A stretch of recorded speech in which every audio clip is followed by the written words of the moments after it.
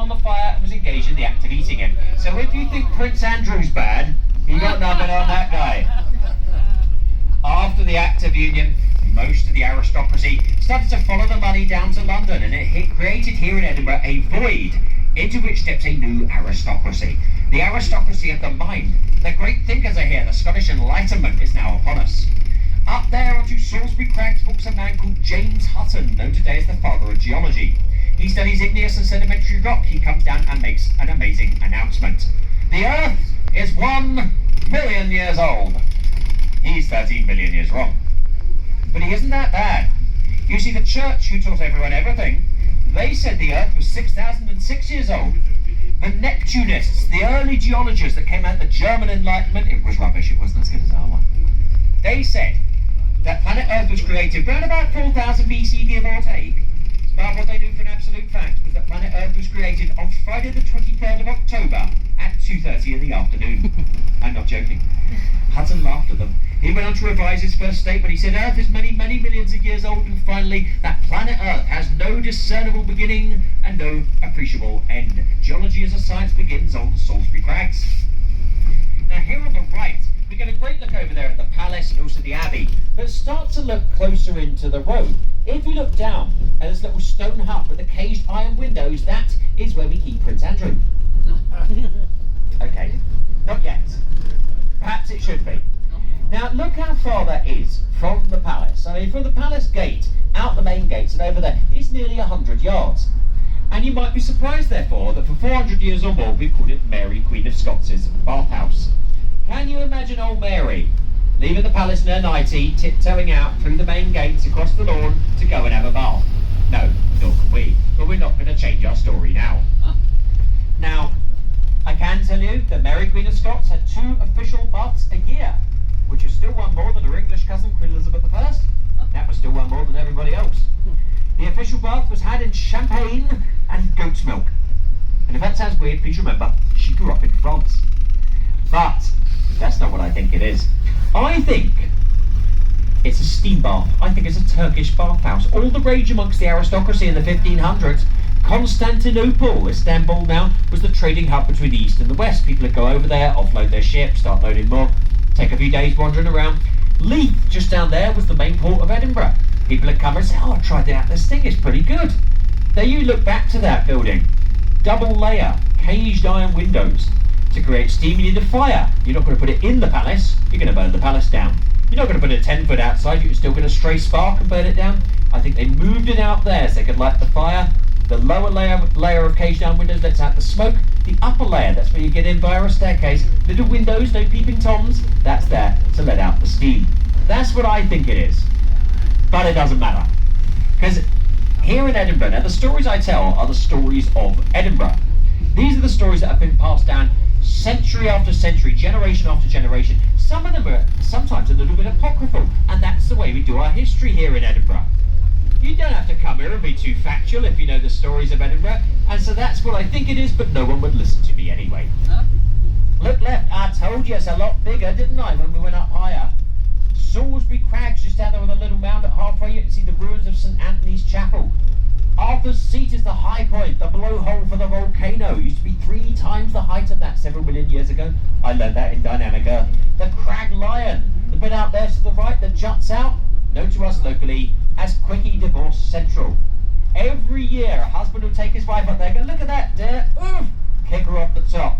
They're usually Indian, by the way, so don't get fooled. I'm sorry, I've ruined your plan entirely, haven't I? Happens every single year, don't get fooled. Stay alive, choose life. You can see people standing on top of Arthur's Seat. Takes you about an hour and a half to climb up it. I've done it twice. The one question I've always asked about it, anything to do with King Arthur? We don't think so. An earlier name for Arthur's Seat in our native Gaelic was Ardnasted. Sounds close enough to me, it means the Hill of Arrows. Why? We don't know. We have no idea. You'd think we know more about that thing than we actually do.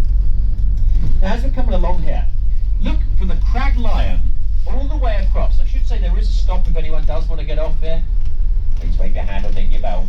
But if not, just look for the Crag Line all the way across. That there is Edinburgh Old Town in one snapshot with the Pentland Hills there in the background. It's a kind of pretty shot. While we are sat here though, I'll point out a few other things. The building on the right, our old Royal High School.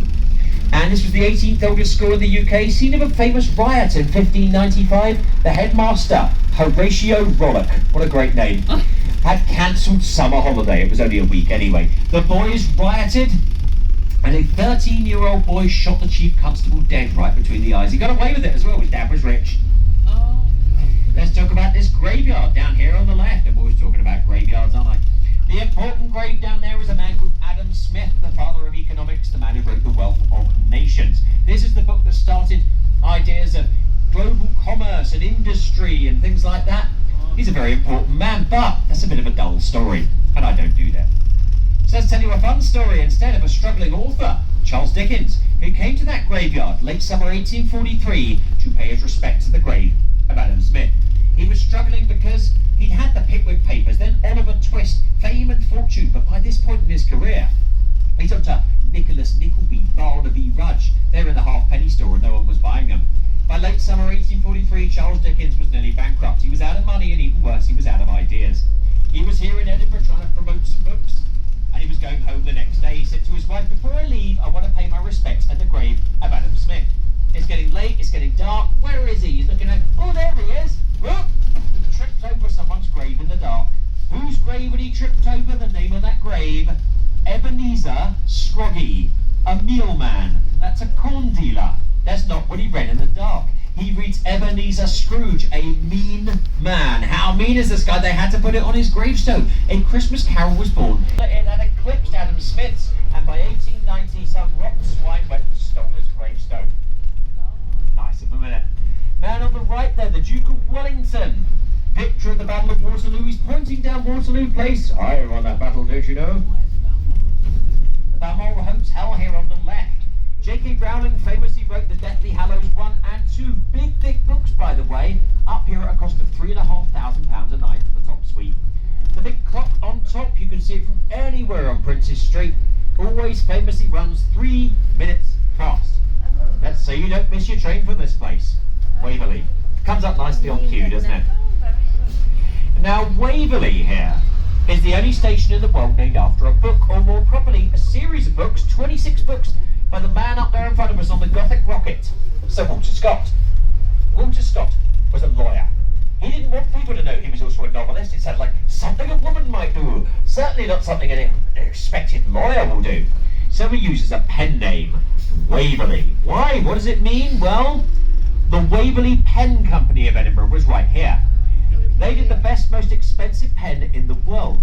The one Walter Scott used, it was made out of a female swan's quill. So when he writes Waverley, he's going like the mysterious man with a golden pen. No one knew who he was. We used to call him the Wizard of the North. He was outed by another writer called Catherine Sinclair. Park her name in your brain. You need it in a couple of minutes. That's where Waverley comes from, but I've done this job long enough to know that 10 seconds or less after getting off the bus, you'd have forgotten everything I've ever told you. Hopefully no one's going to move here and go into architecture. But I'd like to give you something you'll remember that you'll take home. It's a bit of trivia. Why do you call a pen a pen? I just told you the best pen in the world is made from a female swan's quill. A male swan is called a cob. A female swan is called a pen. That's why you call a pen a pen. Aren't you going to be the life and soul of every party now? You go, oh no, it's pen woman.